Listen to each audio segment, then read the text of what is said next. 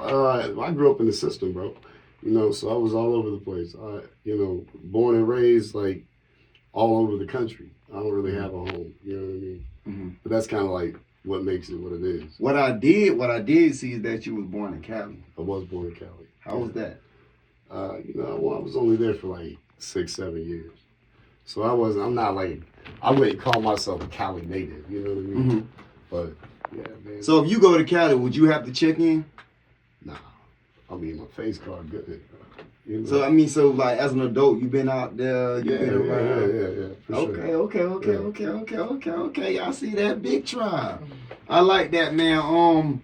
Me, myself, I always said that if I go to Cali, I got at least have 20 people with me. I mean, they snatching change, they stealing your cars. I mean, it's a lot going on, man. And Whack 100, man, if you ain't from around the Whack, he ready to, pull your card and all that. There's all kind of issues with Boosie Camp and Whack, bro. So. Oh Lord. Yeah. Oh Lord, man. And that's another thing. You being a country R&B single, soul. I mean, you started off. You was doing like rap first, right? That's why. Yeah, I was a rap R&B singer back in the day. Yeah. So how was that being an artist signed to an artist? Well, I mean, I actually have big news that I'm gonna break right here. I'm no longer signed to Boosie. Why? What happened? Contract up, bro. Contract up. So I was signed for 3 albums. Mm-hmm. Delivered the last album 6 months ago. So how did that go with being an artist on the Badazz Entertainment? It was good, bro. I ain't gonna lie to you. Like, Boosie's a legend. You know what I mean? So anytime you get the chance to like be in the presence of a legend, you get a lot of opportunity to learn. Right. You know what I mean? And I did. I learned a lot, bro. Mad respect to Boosie. Like, everything that he did for my career was huge. But with that being said, like, in the country soul genre, being under a rapper, like, it's really hard. You know what I mean? Because ain't nobody really paying too much attention to me and his fan base. Right. But I dropped a couple rap songs and shit with him, and that helped. Like, Hunting Season came out and it hit the charts. So that helped build up like my fan base on his end. But ultimately, I have to grow beyond that point, and I appreciate everything that Boosie did to get me, to the next step. And now I'm completely independent. I got every label knocking on the door in the last few months. Everybody knocking on the door. So, yeah, the next move gonna be big. But what you saying that a lot of artists, a lot of labels is knocking at your door. A lot of artists right now saying, look, I'm independent. We got our own money. How do you feel like that? Do you feel like a label going to take you to another level? Or are you ready to take the long route and just take the, make more money? That's the battle, bro. You know what I mean? Internally, like, I'm dealing with that. I don't know whether I want to sign to the big label. Do I want to stay independent? But I'm just kind of playing around with it, bro. I'm just waiting to see what the money look like. A couple offers for 1.5 million, 3 million. But, at the end of the day, at the end of the day, independent, man, if they can make that kind of money off of me, I can make even more off myself. You know what I mean? So. Hold on, wait. Now, you ain't say 1,500, 150,000. You said 3 million, 1.5 million. Mm-hmm. Now, what's the first thing you buy? You go cash that check. The $3 million check. What's the first thing you want to buy? I'm buying land. That's the first thing I'm buying, bro. You learned that from Boosie. Yeah, kind of. I mean, I already had that, though. Before I was big, before I was famous and, like, had the songs out, I was already living off grid. You know what I mean? We were living out in the land. That was just kind of part of who I was anyway. I'm kind of mad about something, though. What's that? You got on, and you got rid of the bus. Yeah. Who was not supposed to get rid of the bus. Now when you look at content and you see all these different content creators, everybody making all this money by living out the bus, and y'all kind of like originated. Yeah, I ain't gonna lie to you. Like, I do regret it. Probably at least once a month I regret selling the bus. Yeah. So can we get a bus tour before the deal from Common Tribe? Can we see y'all, buy another bus and redo, travel city to city? The next bus is a tour bus. I'm still building out, but yeah, it's gonna be a personalized thing. But the next bus definitely a tour bus. How was it living on a bus and off grid? Like, you gotta take a shit, got a bar shower, like, you know what I mean? I mean, the climate, you get used to it, bro. Like, it was hot all the time. My studio was in the bus, so that was hard. Like recording music in the bus, and the bus had a lot of noise, and like you can't really soundproof it. So that was hard, bro. But honestly, like I was forged in the fire. I feel like that was, you know what I mean? That's what made me who I am as an artist. I mean, to me, just hearing your story, like you a man. You got your wife with you, always. I mean, like. It's rare I see you without your wife. You know what I'm saying? I love that, man. I don't do nothing without the wife. Period. She was there from the beginning, bro. You know, we've been together 13 years. So, like, she seen me when I was a rapper. That's when she met me, when I was a rapper and R&B singer. And she was like, no more of that shit. Immediately, she was like, no more of that. No more of that. So you just, hold on, wait. Right there, I got to catch the moment. So you mean to telling me you like, look, I like you, you know, you cute, you know, but we not doing this shit. Like, we gotta get a little soft, a little something. No, she won't have it. She really like made me like reevaluate everything that I wanted in life, right? So I took 8 years off of music. I didn't do anything. I just raised my family, built my relationship. Like we built several careers at the time. Like we had a cleaning company and interior decorating and. I built furniture from like scratch, like from the ground up. I also had a vape shop that I built from fucking tax. I had like $3,000 in tax money. I dumped it into a fucking retail location and made $250,000 that first year. You know, like I've always been a go-getter. But after, you know, COVID hit, bro, that shit shut everything down. And we had to figure out what the next move was. So I was just like, fuck it, let's leave everything behind. We'll get rid of the big ass house. We'll, you know, sell a nice car and like we'll go live out of a van and fucking just, you know, figure out what life looks like post-COVID, post-business ownership. And at that point I was like, fuck it, I ain't got nothing to lose, and started making music again, you know. And when I talk to artists like yourself, it's always like a sacrifice. You gotta sacrifice something to gain something. Yeah, I had to give everything up and then pour it all into the music, bro. Yeah. Like, and it's been a strong 5 years. You know what I mean? Like, and not to cut you short, I had to do the same thing. If I wouldn't have left my hometown, I left my car wash, my cars. She even had a little family. Everything was just going left, you know. And my brother called me and told me, "Hey, it's your opportunity. Come on."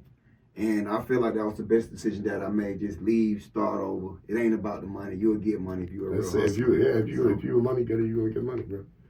But yeah, no, that's how it really is, bro. You gotta like really push everything to the side, devote all of your attention to this one thing. And that's what I did. And it worked. You know, it worked immediately, started working. I started seeing it. Like the first song I dropped immediately went viral. And then after that, I just started making music every day. I just doubled down. I saw that. I saw a video clip where you was talking about that. Your first song you ever put on TikTok, right? Who idea was it to put it on TikTok? Yours or his? Your wife or mine? She won't even think about the internet. Okay. Yeah, she won't even think about the internet. We hadn't been on the internet in months, bro. We had been off grid completely. Like no phone service, no Wi-Fi, no nothing. Loving life. But you know, I started building that bus, the first bus we bought. And I was like, I think this is, you know, something that people might want to watch. So I posted some videos of that, and somebody brought up my music from back in the day. So it was like, didn't you used to rap? And I was like, yeah, I did, but, you know, I don't make music no more, really. And they were like, well, post some of your music. So you know, that's really what brought me back into the music. Yeah. That's dope. That's dope, man.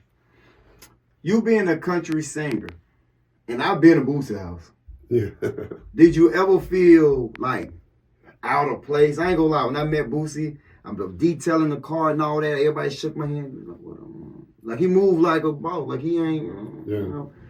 That's where I'm from, bro. You know what I mean? I was raised in the hood. I come from the ghetto. I come from the fucking projects. I've lived in probably 6 different projects in 6 different states. God damn. You know?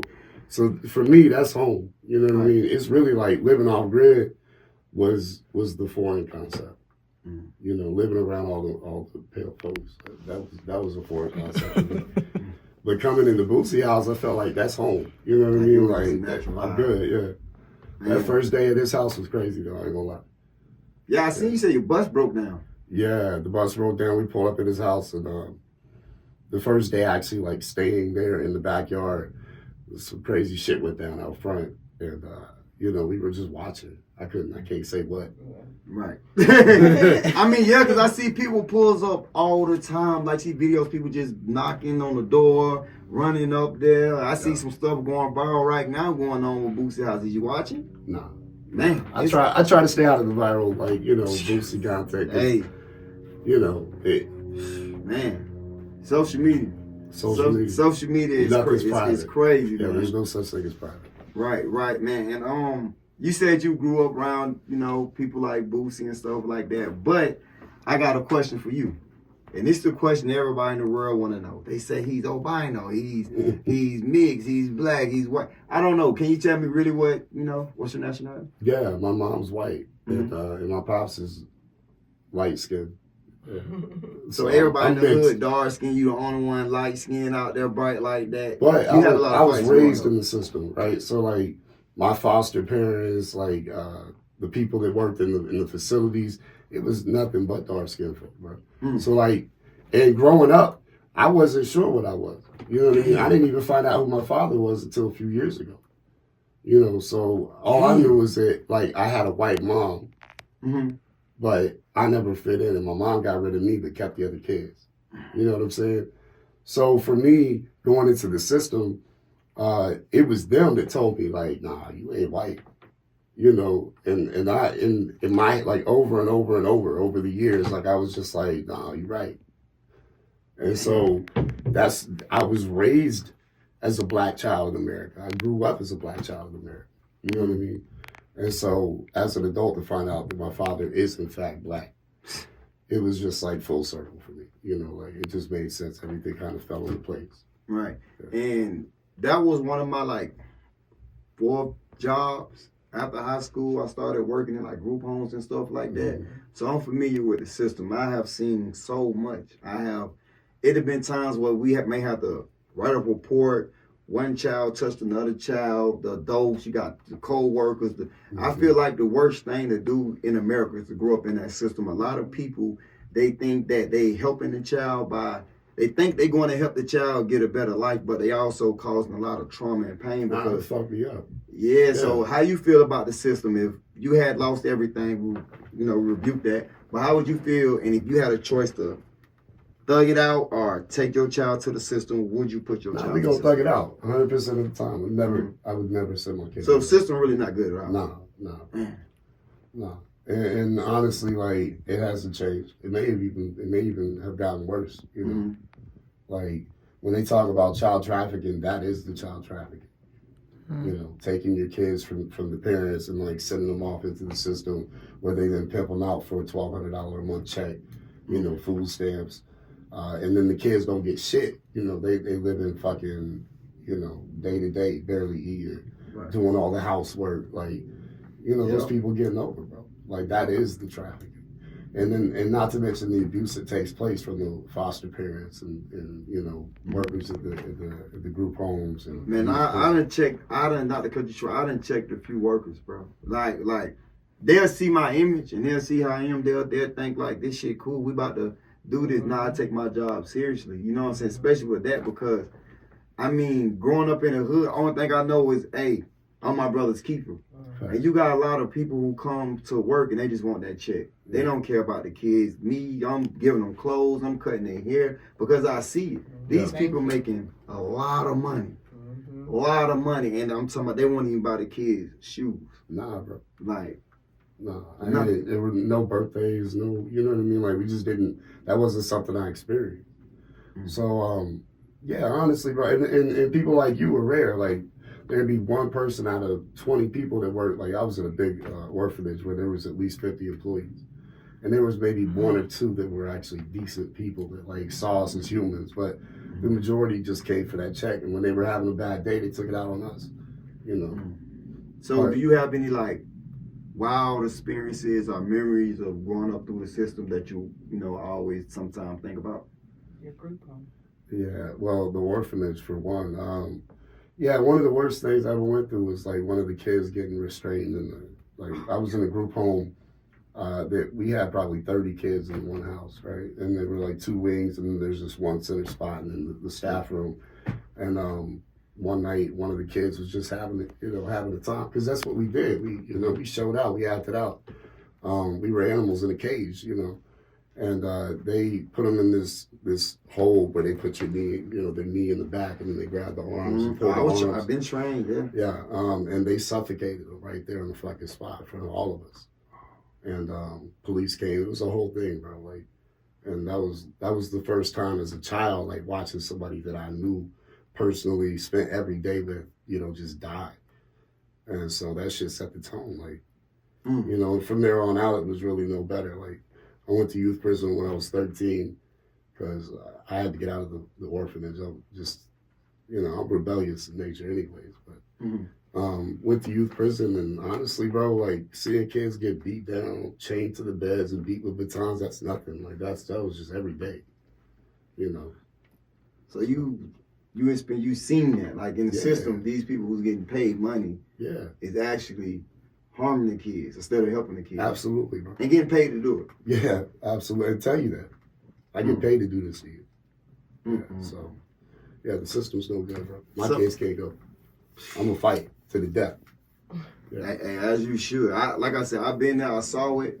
And like I said, I don't support it at all. I actually, not too long ago, I had a chance to go back and work in the system. Probably a few months back, this weather was crazy this winter. I was like, because I got my business, but I was like, I might go back and work, and God just kept popping up to where I didn't go back. And then it was like, okay, well, I got this going on now, and I got that. And I was like, you know what? I'm going to just push myself, stay an entrepreneur, stay down, because like I said, the money don't even be worth it, the stuff that you go through and you see. No, that shit sits on your spirit, bro. You take it home with you, the things that the kids been through before they got there, the shit that they're going through while they're there, like, you wear that shit, and there ain't no way to separate it. You can't go home and act like it didn't happen. Like, you just can't. So, system. So, to go back to this subject as you being a country singer, so you find out that you have African American parents, and you different. You actually come from the hood. Do you feel like that affect your career as being a country singer? Yeah, fuck yeah, bro. How everybody wants to refuse to accept that Beyonce made a country album, like, because she's black and because they're not familiar with her being a country artist. But, like, people like me, we kind of know that, like, where we come from in the South, like, it's not really country music. It's just soul music. You know what I mean? And then when they people who have less experience in music just kind of label it as this one broad general thing. But Beyonce was making what we would consider country music 10 years ago, and, like, nobody even batted an eye. It wasn't until she won an award for a country album that everybody wanted to complain about it. But I experience it all the time, bro. Like, the truth is, if I had blonde hair, blue eyes, and I looked normal, I would be 1,000% higher in the charts than I am right now. Because your music, oh my God. I appreciate it. It's just one of those things that I've come accustomed to. I have to work 10 times harder to get any recognition whatsoever. Man, that song, Baby, I Just Want to Feel Something. Yeah. I say when I get married, that's going to be the song. It's a good one. Every time I hear that song, that's all I think about. Like, that song, before I even came here, I ain't have to go back and play the song, but I already knew. You know what I'm saying? When I first behind the camera right now. When I first caught that song, there is special. It's like, that's the song. That song need to be on the radio, because it give you about. We hear a lot of your music is real deep, but when I hear that song, it stands out like this is that love song that's going to make men just think. They're going to think about their woman. They're going to, and it's not just a regular baby I love you type. It's like, I can feel this. And I can tell when you made that song, you was actually going through all these emotions. You know what I mean? That's how it should be anyways, right? Like, all of my music comes from a really intimate place, If it doesn't, then it never gets put out. Because I can hear it later on, like a month from now, and be like, nah, it just don't feel authentic. I think that's what it is. I think he's too talented. As an artist, when you can make 1,000 good songs, and then you got this song that really stand out, it's hard to grab to it because you got so many more. And I think that's what it is. I'm on your social media. Man, you got to just grab one of them. And I'm telling you, that song is different. I hear the other songs, they're good. And they're not even good, they're great. But it's something about that song that gives me wedding, family reunions, school events, just When I get that big advance, that's what we're gonna do, bro. I'm gonna put a bunch of money behind, certain songs. Definitely, that's one of those songs for sure. It's definitely one of those songs. My wife hates that song. She every time it comes up, she's just cringing, because for her, it's like hearing the most intimate part of our lives, put out on display. But I guess like for me, that's the beauty in it, Right, because when I hear it, I think about this. I remember going through some things. I'm in a relationship, and I don't probably been in a few. But you want to just feel something like, man, I need a hug this morning. Like, you know what I'm saying? I got so much going on. I'm dealing with kids. I'm dealing with life. I got past trauma growing up. Yeah, you know what I mean? That's how it is in every relationship, bro. You come to a point where you've been there and you've been doing it for so long, it becomes routine. Like you just wake up and kind of you're on autopilot. Y'all brush your teeth, take a shower, go to work, come back. Whatever the fuck you do. And like at some point you stop feeling the intimacy between each other as much as you used to. Like when it's fresh and you talk to each other every day, every night till the sun come up type shit. That's the feeling of falling in love. And we forget how to fall in love with each other. After a certain amount of time, we love each other. Yeah. But Feel Something was one of those songs. It's about like trying to find a way to fall back in love and like finding that spark again, even when you're 10, 12, 13 years into a relationship. He sang, hey, Chat, he sang the song like it's the best love song in the world. Like he's saying, baby, I love you, but he really telling us he going through some things. His voice, I'm gonna get married to this. But his voice make you feel like it's still just a perfect love song, but he actually telling you a vulnerable moment that was in his life. But it is a love song, for sure. Like at the root of it, it's a love song for sure. Yeah. It's something that you can only say to somebody that you got that with. You know what I mean? Like you can't sing that song to somebody you just met. Right. That's a song for somebody who's been in a relationship, who's been through the ups and downs, who knows exactly where they are. Right. So if you had to tell an artist that's not signed, that haven't reached the status that you reached in life as far as your career, what advice can you give an artist that want to dream big? Stop doing everything else.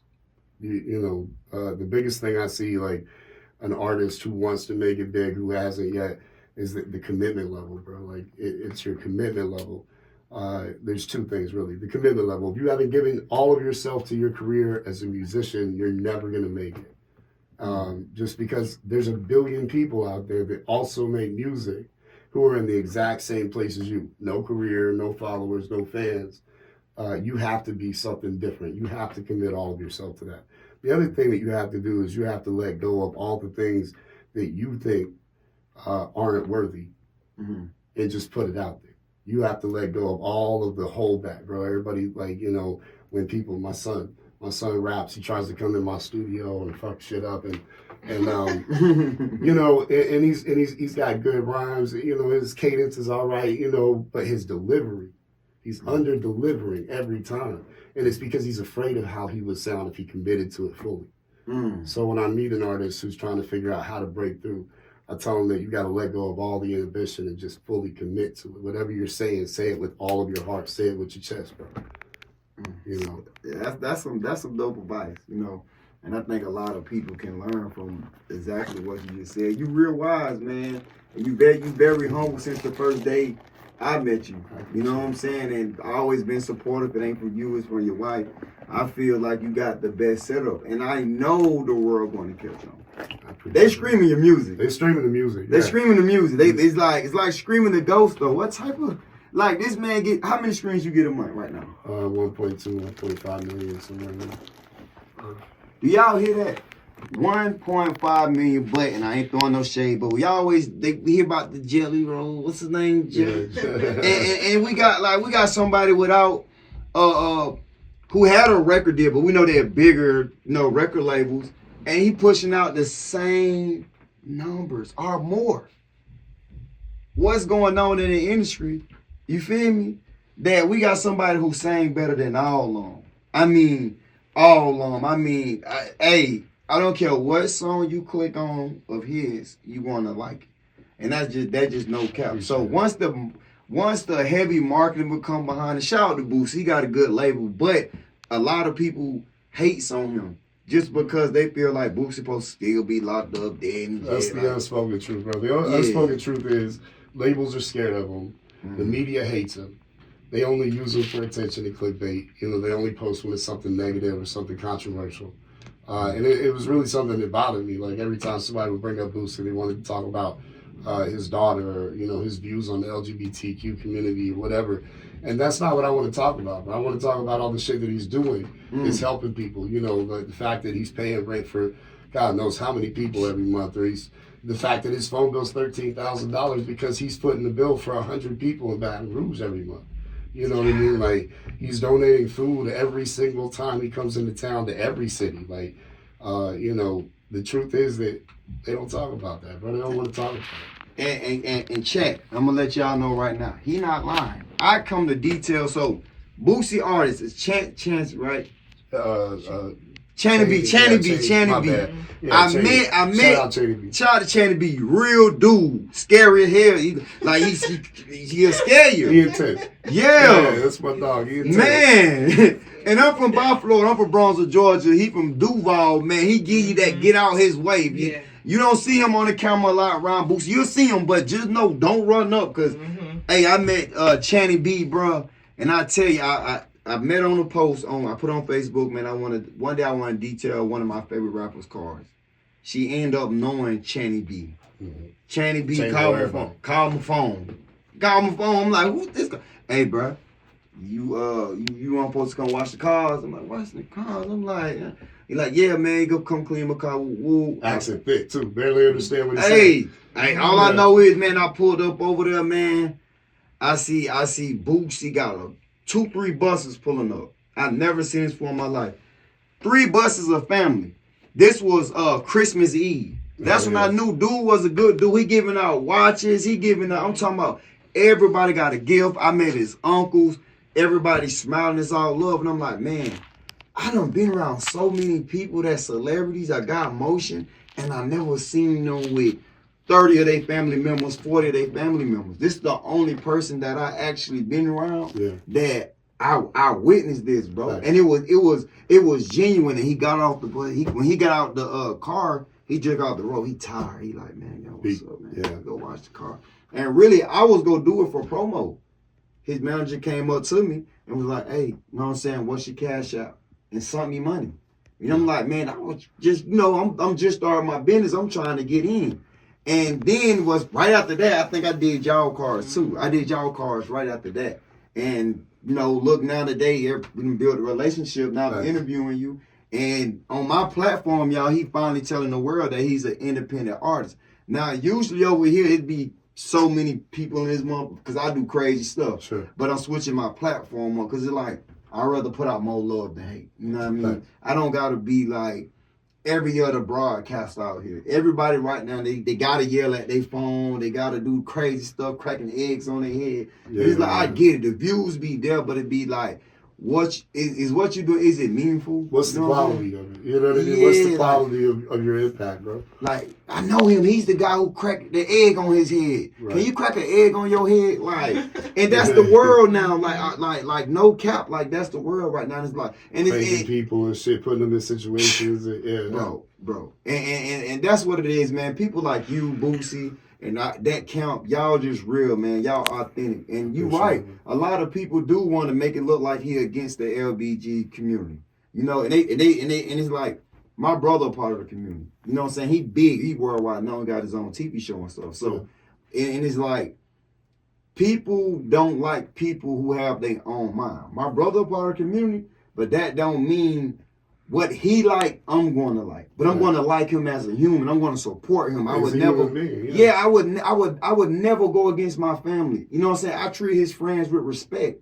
I feel like people feel like, oh, it's somebody gay, yo. Like they monsters or something. Like, yo, bro, this man, it's a human being right here. Like the narrative is really twisted, bro, honestly. Like, they'll take a sound bite and they'll put that sound bite up with no context, and they'll say that he said something crazy about the community. But the truth is, like, the first video we shot at his house was Welcome to America.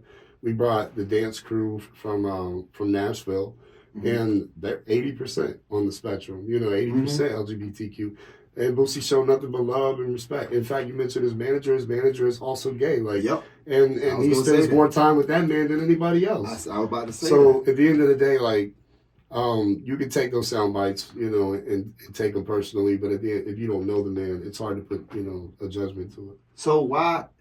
So if his manager, which I already knew, is a part of the community, why do the world try to make him look bad? Because most